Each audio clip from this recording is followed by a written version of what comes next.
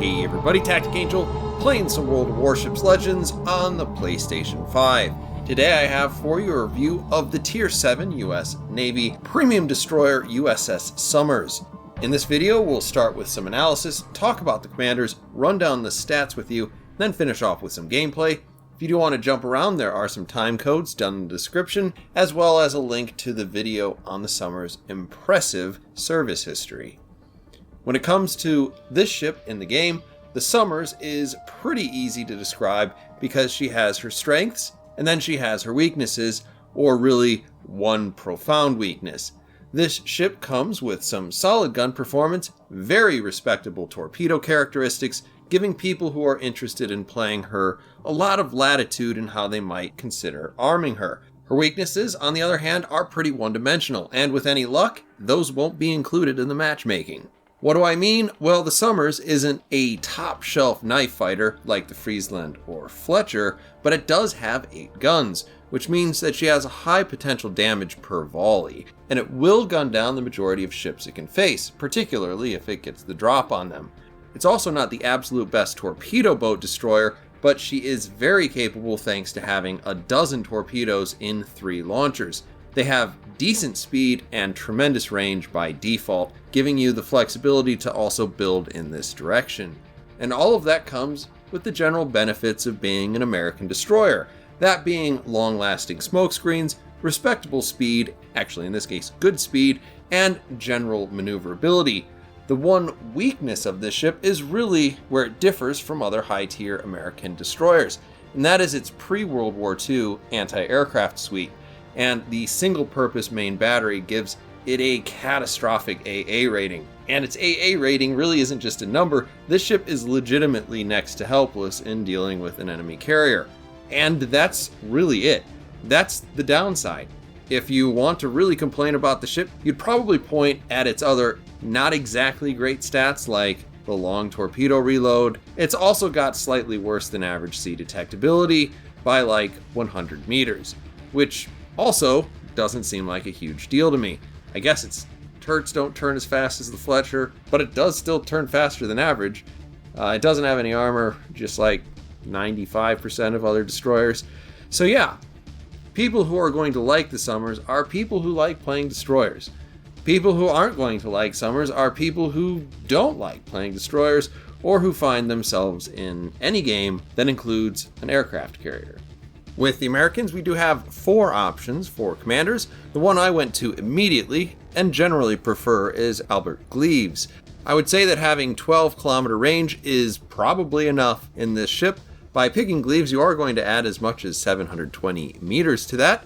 Best options here are to choose Gleaves either to maximize your torpedo reload capacity or to get improved reload with Perceptive. Perceptive isn't exactly going to fix your turret rotation issues or improve your gun performance if you think that's an issue, but it will improve your chances of having your guns facing the right direction when you really need them. If you can get the first shot in a destroyer versus destroyer engagement, that's actually often enough to really tip the scales in your direction just because of how many guns you have. If you want to lean into guns, there's 2 ways to get there, but they'll largely put you in the same place. With Burke, you'll be looking at doing it by actually landing more of your shots. You're still likely to end up with Perceptive in your 3rd slot, because I assume that you'd be doing this to play an anti-destroyer role. He can also raise your fire chance while keeping your ship moving through rather betorching and quick fix.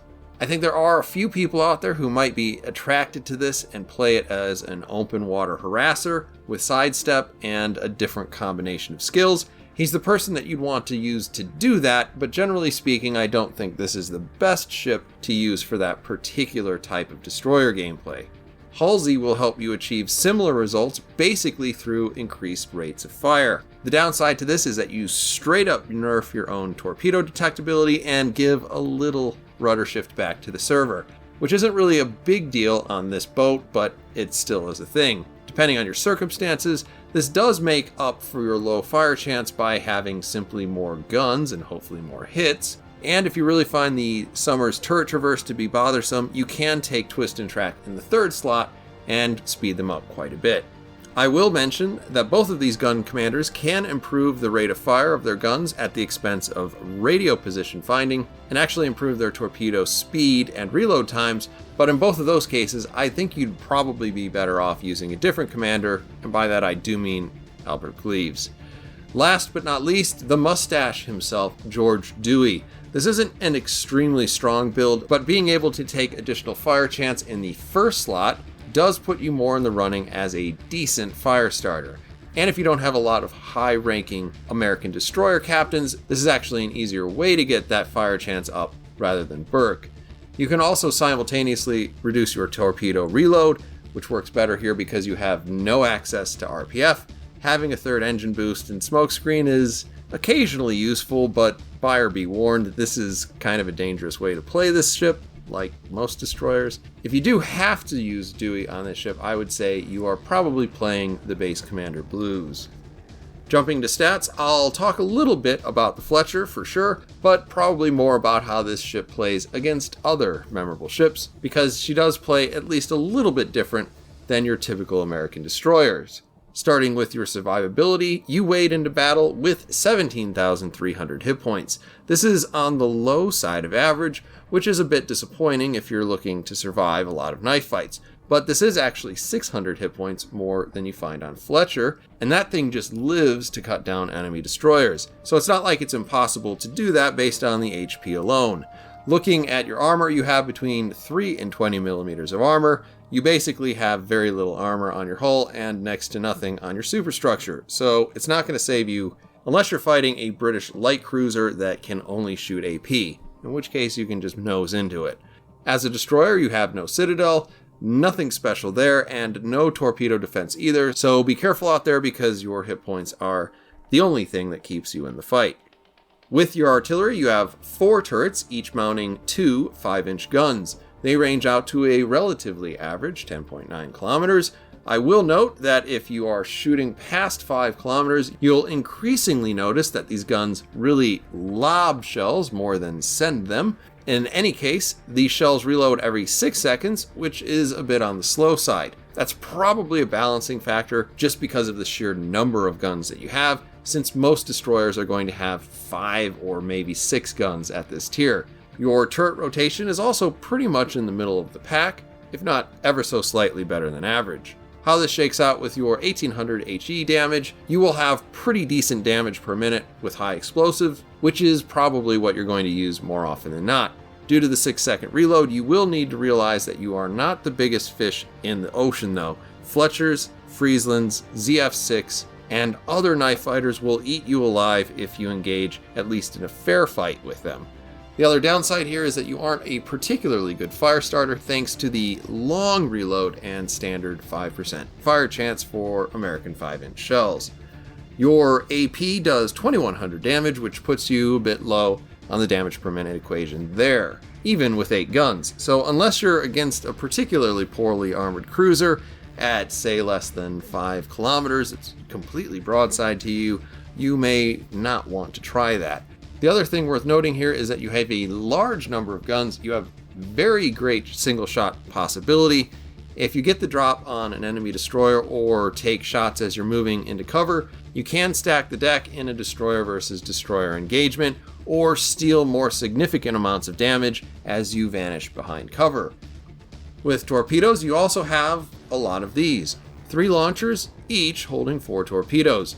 That's definitely the most that you can get on an American Tier 7 destroyer right now, and second only to the Ognivoy in terms of total payload. Unlike the Ognivoy though, they range out to an extremely impressive 12.0 kilometers, and they do so with pretty respectable speed at 66 knots. Detectability is also pretty normal, so reaction time here is pretty much the same as most torpedoes. The other real downside to them is the 130-second reload, which is the longest at the tier, but thanks to the damage and large number of torpedoes you have, you're still a bit above average in terms of overall damage over time. This balance between guns and torpedoes gives you the option to really lean in either direction, and though you'll find that in neither case you'll really be the best ship at the tier for doing either one of them, you are a good ship at either one of them, almost in spite of whatever you choose to do with this ship. But next we come to anti-aircraft, and this is where the Summers just completely falls down. Frankly, it's just catastrophic, and a wonderful week for the ship to enter the game, by the way. Your pre-World War II design is not conducive to fending off aircraft, particularly the late World War II or imaginary variety. With just 8 damage at short range and 14 damage at medium range, you have easily the worst AA of any destroyer at Tier 7, less than 1/4 of the normal that you find. And if I were playing a carrier, I would try to make your life as difficult as possible, and that would frankly be a fairly easy thing to do. If you end up in a battle with a carrier, I would suggest find a buddy, stay reasonably close to them throughout the game so that you can at least kind of get closer to them if you do start to get picked on, and hopefully use that other buddy to help dissuade the carrier from picking on you so much. But back to happy times, the Summers has pretty good amounts of maneuverability. She skates in about a knot above average in terms of speed, and a full 2 knots faster than the Fletcher, and this is noticeable. She still has a tight turning circle at 620 meters, and 3.9 rudder is nothing special, but it's definitely not slow. When finishing off with concealment, she's actually about as stealthy as the Fletcher, just 100 meters worse. Visibility by air is pretty average, and at least your AA is not going to give away your location due to the air detectability on this boat. And no surprises, the same 5-inch guns that have 2.6 kilometer detectability on just about every other American destroyer also have 2.6 kilometers here, so it's not going to be a thing that you really have to remember. Now, not a lot of things to talk about with consumables. If you've played just about any American destroyer, this is exactly that. You have the good news, which is the long-lasting American smokescreen that lets you or your allies sit 4 minutes at a time. You also have a speed boost, which is normal, but since you are actually pretty swift for an American boat, this actually does make a little bit more of a difference when you have to relocate or you need to run away in a hurry. All in all, no surprises here, but also no bad news. And as we jump into some gameplay, we're going to be on Crash. I'm going to obviously be in the Summers. I will go ahead and put my commander up on the screen as soon as we start the battle. This is actually fairly early in my testing of this particular ship, but that said, Summers seems to work pretty well with Gleaves, and I'm pretty happy with this overall. You might want to change some things here and there on the margins. You do get a lot less benefit out of having 2 concealment experts as opposed to just 1 and maybe something else. But then at the same time, if you're going to run a torpedo boat, sometimes super low concealment is a benefit that is worth a lot more to you than hit points or kind of anything else. Now, as we are starting up the game, I will point out that I am pushing forward just like I would in any other American destroyer. Behind us, we do have a Ochakov. It is kind of front and center to what the enemy might want to shoot at. I am feeling not so great about what he is doing personally. So I'm actually going to start turning out here to the right. We do have that excellent American smoke, which means that I can go ahead, I can use that.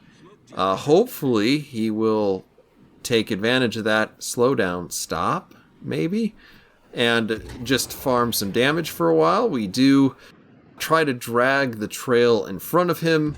This is a little bit of faith in terms of hoping that your teammates will do the things that you want them to do. Also, he was obviously spotted at some point, so we do check in on him there at the end just to make sure he didn't get dev struck at the beginning of the game, because though unlikely, it has been known to happen. Now you can see what I'm doing here is the Amagi is starting to turn out. I try to lead it, assuming that both he will be slowed down by his own turn, and also that I don't have a good line on exactly where he wants to be. He might continue to turn out just a little bit more. As it turns out, by the time we look back at him, he's kind of already nosed in. a little bit, which is too bad, because that's just a whole bunch of misses then. Now we do stumble into one of his buddies, a little destroyer here. I will continue to talk over this shot, which I flubbed. No need to really focus on that.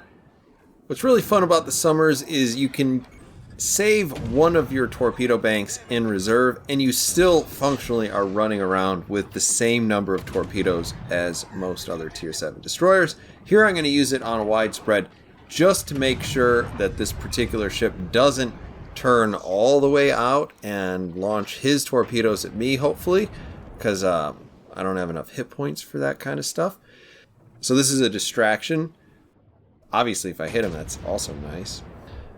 Against other American destroyers, you will sometimes notice that the Summers does not perform particularly well in a front-on engagement. According to what I was looking at, you do have a little bit less in terms of forward firing arcs. You do have a little bit better rear firing arcs, and I've put together this little infographic for you there. Also, when you're firing at range, this is not really an issue with the Amagi here, but just another excuse. We measured out the time in terms of flight times at different ranges. It's a little bit harder to play this ship as an at-range harasser because of the slower shell arcs, and that means that you're probably going to need to actually be a little bit closer if you want to use your guns on anything effectively. Thanks to our high reload, we do manage to get our torpedoes reloaded in time. We flub a couple of shots there and only hit him with 2 of our 8 torpedoes that we launched there at the end.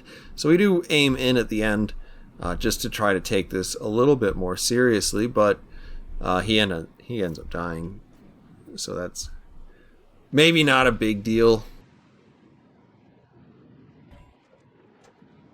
When on this side, I do try to take this cap whenever I can because the enemy is gaining points with it. And if I can even block it, that means that I'm doing something in terms of whether or not we win. We take a weird shot there with one torpedo way out in front of everything else towards the Vittorio Veneto.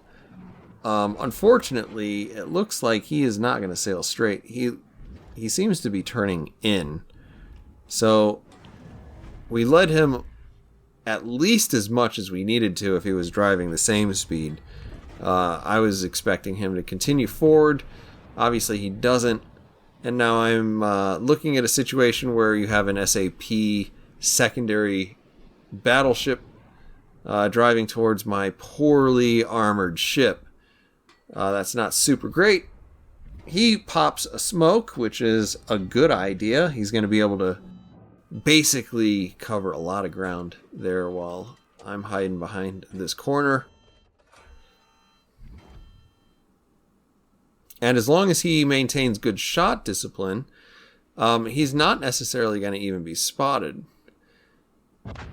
Mine goes down there, which is nice. And at this point, the computer seems to think that we're probably going to win this game. At this point, I would be at a loss to tell them that they're wrong. But I'm starting to think, man, wouldn't it be cool if I was a total Chad and could, like, blind fire this guy while he was in smoke? That doesn't happen.